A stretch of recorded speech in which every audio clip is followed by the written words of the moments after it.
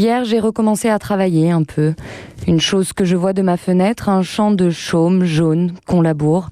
Le travail me distrait infiniment mieux qu'autre chose, et si je pouvais une fois me lancer là-dedans de toute mon énergie, ce serait le meilleur remède.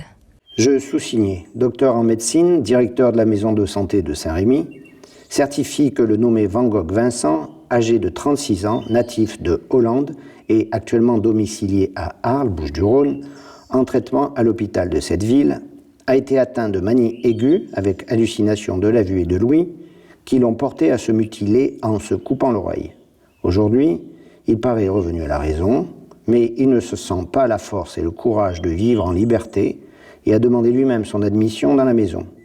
J'estime en conséquence de tout ce qui précède que M. Van Gogh est sujet à des attaques d'épilepsie, fort éloignées les unes des autres, et qu'il y a lieu de le soumettre à une observation prolongée dans l'établissement.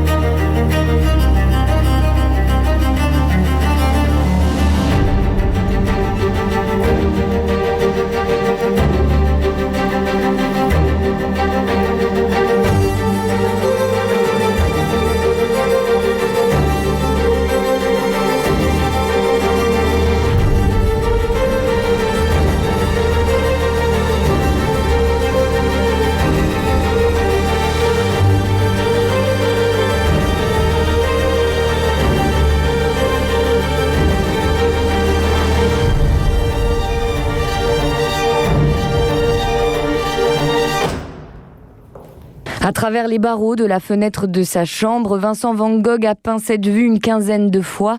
Repos, fuite ou inspiration.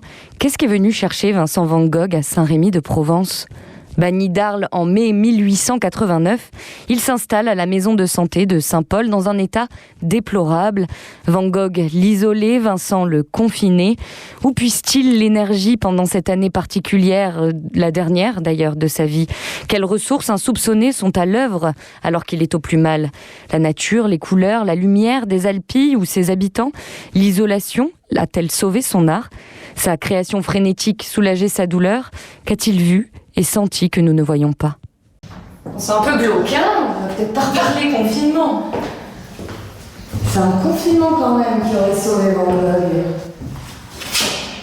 Pourtant, il est mort un an après. Bon, c'est un confinement, un isolement volontaire qui nous permet aujourd'hui d'observer plus de 300 œuvres de Van Gogh.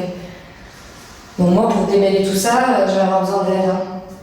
Je vais avoir besoin d'aide. Monsieur Boulon, docteur, docteur Boulon.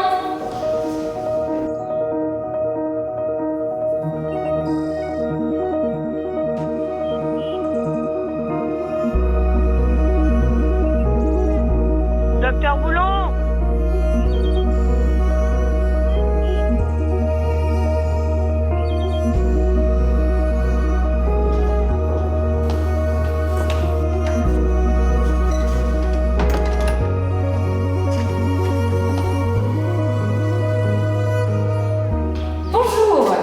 Bonjour, une tête inconnue. Alors, je me présente, je m'appelle Julia, j'explore les trésors des Alpilles. Il paraît qu'il y a des petits joyaux cachés ici. Je cherche le docteur Boulon. Ah ben, on va lui en parler, c'est moi. Oh, fantastique, alors vous êtes celui qui sait. Qui dit qui sait ? Eh ben... Et il y en a qui me croient. Donc vous savez tout sur la vie de Van Gogh ici à Saint-Paul. Bon, j'aurais aimé, je cherche à comprendre encore. Hein. Alors vous m'expliquez un petit morceau ? Allez, je vous emmène. Allez, emmenez-moi.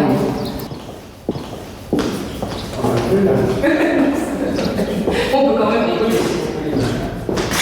Qu'est-ce que c'est beau ici ? Où est-ce qu'on est ? Dans un endroit historique exceptionnel, la salle capitulaire de la tête capétien du monastère du XIe siècle et du centre touristique Vincent Van Gogh. D'ailleurs, en parlant de Vincent, il y a son buste ici. Du coup, j'ai quelques questions à vous poser sur sa vie. Je sors des petites fiches, hein, bien sûr, forcément. Très volontiers. Alors, docteur, quand est-ce que Van Gogh a-t-il été interné ici ? Alors, il a été en placement volontaire, c'est-à-dire une hospitalisation à la demande d'un tiers qui était son frère, du 8 mai 1889 au 16 mai 1890. Donc ça fait à peu près... 53 semaines. Et qu'est-ce qu'il a fait? Qu'est-ce qu'il a peint ici? Une partie majeure de son œuvre, 143 huiles, 150 dessins et des tableaux mondialement célèbres, les champs de blé, la nuit étoilée, les iris et combien d'autres. Mais donc du coup, ça correspond à peu près à quelle période peut-être de sa création artistique? Moi je dirais la plus belle parce qu'elle fait partie de cette période mixte où après avoir souffert de sa décompensation à Arles, quand il arrive ici, il est très mal au début bien évidemment et progressivement il s'améliore. Et ce changement d'humeur, ce changement de bien-être et de mieux-être, ou du moins de mieux-être, va se retrouver dans son œuvre et sa force. À quoi ressemblait une de ces journées ici à Saint-Paul-de-Moselle?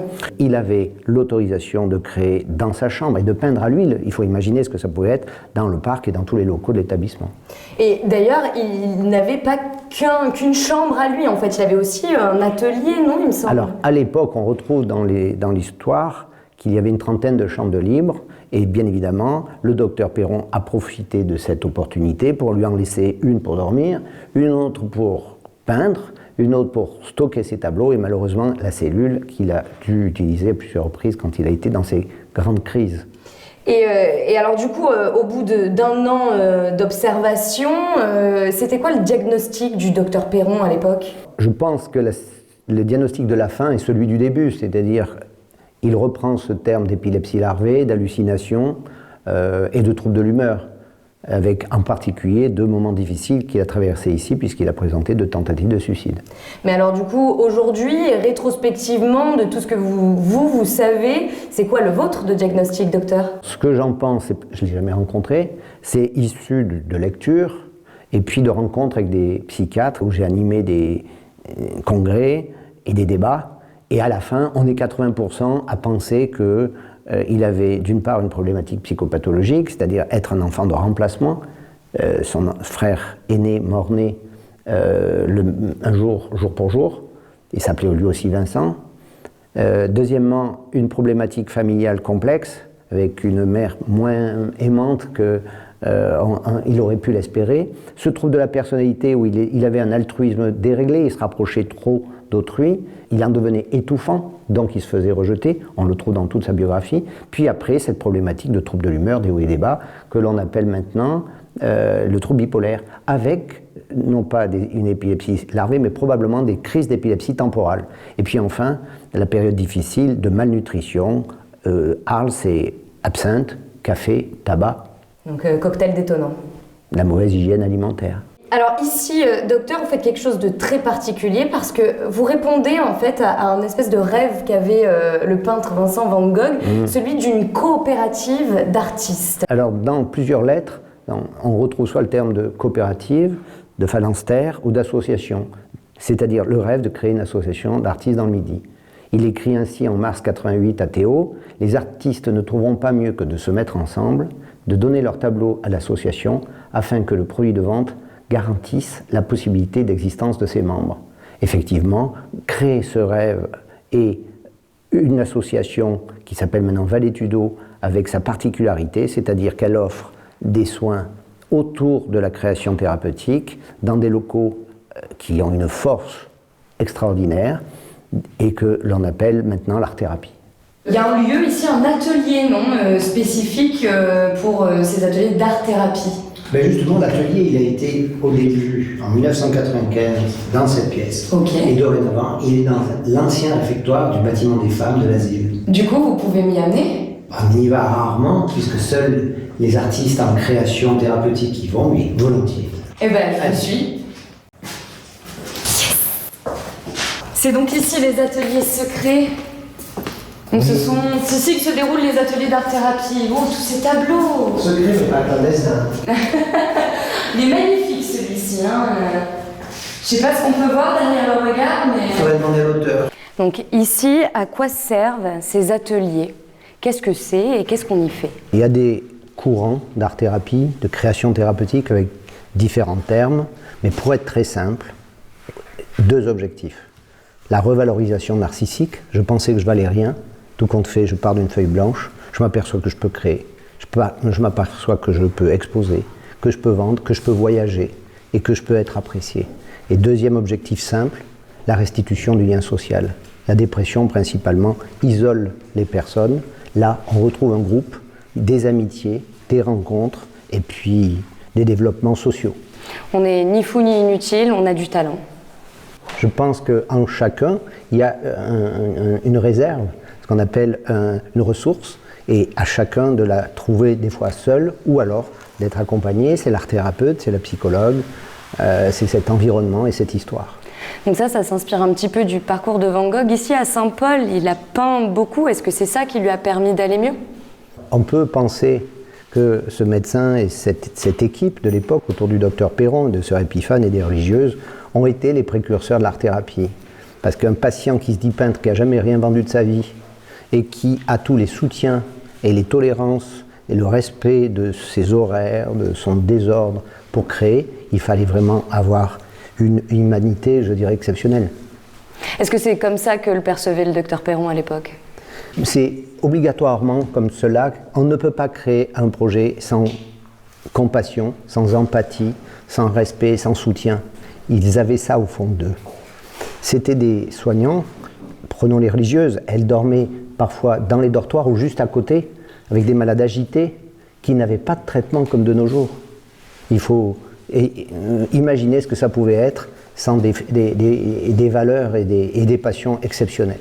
Vous continuez cette lignée, et d'ailleurs ici, cet atelier, il est sous l'égide d'une association que vous avez créée ? Valetudo, qui est en fait le nom qu'avaient donné les Gréco-Romains à Glanum, à une source qui avait des vertus thérapeutiques.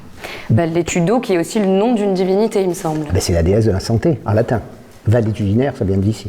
Merci Monsieur Boulon de tout ce que vous nous avez raconté, de nous avoir ouvert toutes ces portes, raconté tous ces secrets. Mais il paraît qu'il y a quelque chose d'encore plus croustillant à découvrir à Saint-Paul-de-Moselle. On a un projet collectif qui est effectivement, je pense, quelque chose de fantastique, historique, qui a une dimension spirituelle, artistique, culturelle et je dirais même sûrement éducative. Alors du coup, vous allez me montrer ? Alors, dans les tas. Alors montrez-moi dans les tas. On va commencer par cette partie.